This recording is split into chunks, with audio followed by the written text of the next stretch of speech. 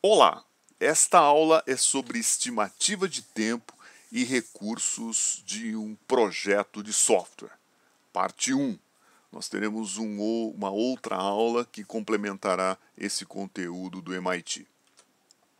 Bom, o primeiro slide aqui, ele coloca o seguinte, né? Qual o seu objetivo na implantação de um sistema?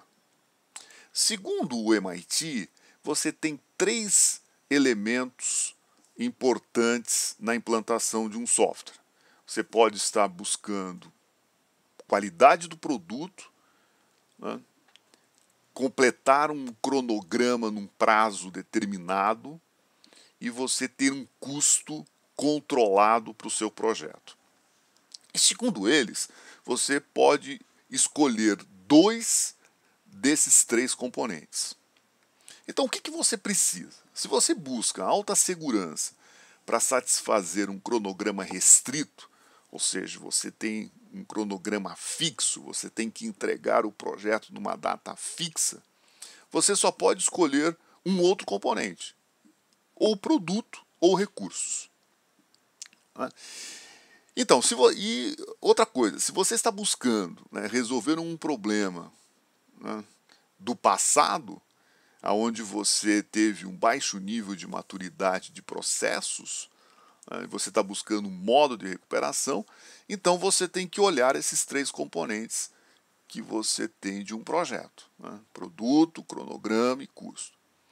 Outra coisa, se você quer previsibilidade, né, ligado ao orçamento, ou seja, você tem um orçamento restrito e você não quer gastar mais do que isso, você quer ter esse orçamento sob controle, então você tem que ter recursos, né, fixos também, né, porque ele está muito ligado à questão do recurso.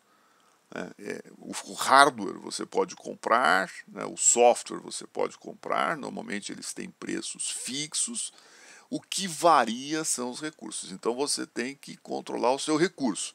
Agora, se você tem que controlar recurso, né, o produto ele vai ter uma componente variável. Ok? Menor custo. Bom, aí você vai precisar de pessoal qualificado, né, e processos eficientes. Agora, você pode desejar também ter horas extras gratuitas, ou seja, você não quer pagar por horas extras. Bom, isso normalmente está ligado a startups, né, onde o pessoal que trabalha terá uma recompensa futura em ações da empresa, participação na empresa. Então essa turma trabalha, né, com vistas a uma remuneração, a um ganho futuro. Ou você trabalha em empresas baratas, né, que realmente não pode pagar, e aí você entrega, né, o seu produto por um determinado preço, independente do número de horas que você trabalha. Bom, aí então é claro que você pode ter problemas diferentes disso, né? E aí então você tem que escolher um método para que você possa determinar, né, o custo, o esforço, né, e o cronograma que você tenha para isso. Então aí você tem uma opção de estar utilizando uma tabela de linhas de código, né, que nós veremos isso na próxima aula, onde você pode determinar, né, o que é o mais rápido para ser feito, o mais eficiente, ou o que está dentro, né, da normalidade. Bom, aqui tem uma figura, né, onde mostra desde a definição inicial do produto, né, até o produto completo, qual é a curva de gastos que você tem, né, versus o cronograma. Então você tem, né, a definição inicial do produto, a aprovação da definição do produto, as especificações de requerimento, especificações do design do produto, detalhamento da especificação do produto e o produto final.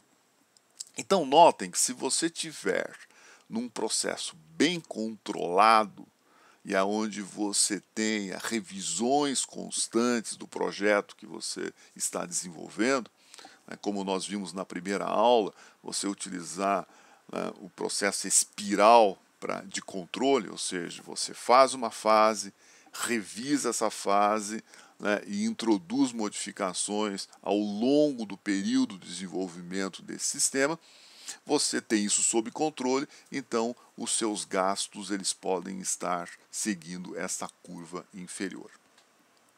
Agora, a curva superior ela mostra o seguinte, que dependendo da fase em que você está do projeto e se você tem que voltar a fases anteriores do projeto, aí o seu custo sobe.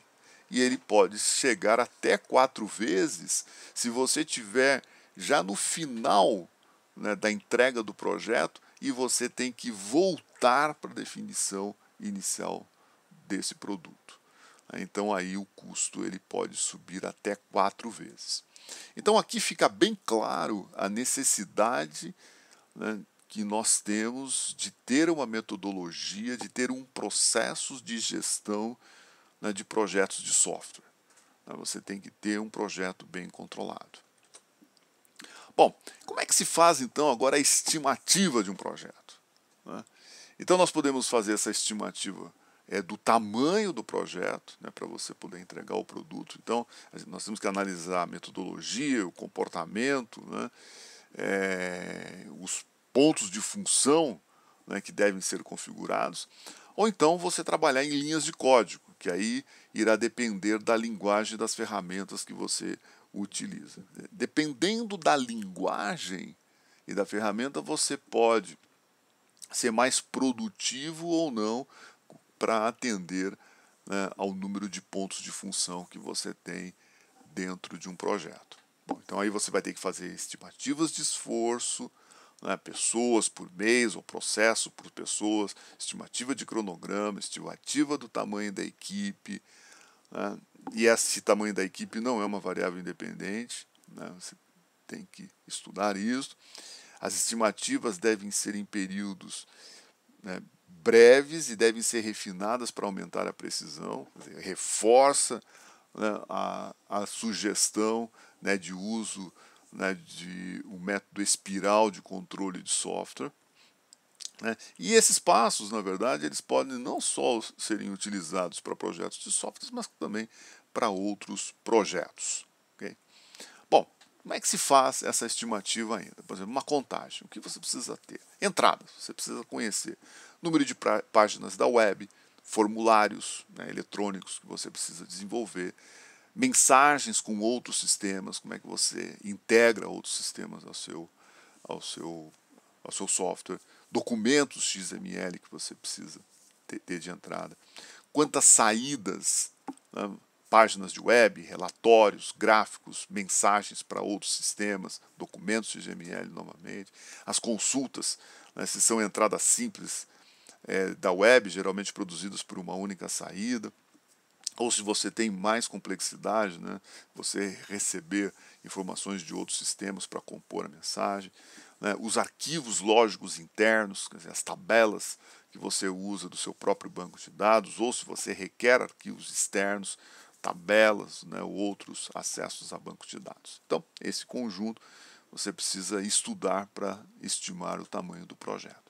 Bom, a partir daí, você determina, né, o número de pontos de função, okay? E que é o que você vai multiplicar, né, por essas quantidades de entradas, saídas, consultas, arquivos internos e externos que você possui. Então essa tabela aqui ela demonstra, né, aqui os pontos de funções e define por baixa, média e alta complexidade. Tá? E aqui você tem os multiplicadores de cada um dessas entradas ou características do programa. Okay? Um exemplo, né, que se coloca aqui é que se você, por exemplo, tiver 6 entradas, né, com baixa complexidade, então você pega as 6 e multiplica por 3, que vai dar 18. E assim sucessivamente, okay? Para cada um desses pontos. Bom, você observa que depois de você calcular tudo isso, você vai chegar no total, né, do número de pontos de função que você vai ter para esse projeto. Por exemplo, nesse exemplo aqui, né, depois de tudo somado, você chega em 304. Mas aí você precisa fazer, né, e aplicar o que a gente chama de um fator de ajuste de valor, né, que é um fator que nós vamos ver em seguida, né, como se calcula, para que você consiga fazer o ajuste do ponto de função. Nesse caso, né, memorizem esse número, né, que é 1,15, né, que multiplicado pelos 304, nós teremos 350. Bom, como é que se determina esses fatores de ajustes de valor? São a partir de influências que você tem de 14 fatores externos, né, que começam com a comunicação de dados, se você tem processamento distribuído, né, se alguém faz uso intensivo desse sistema, o desempenho que você busca, taxas de transação, entrada de dados online, eficiência do usuário, né, o quanto esse usuário é experiente no uso, com as atualizações online, o processamento é complexo, se você vai ter reusabilidade do código que você está desenvolvendo, facilidade de instalação, facilidade de operação, se você tem múltiplos locais, né, que atenderão o seu software e facilidades de mudança. Bom, cada um, né, desses elementos você aplica um valor de 0 a 5.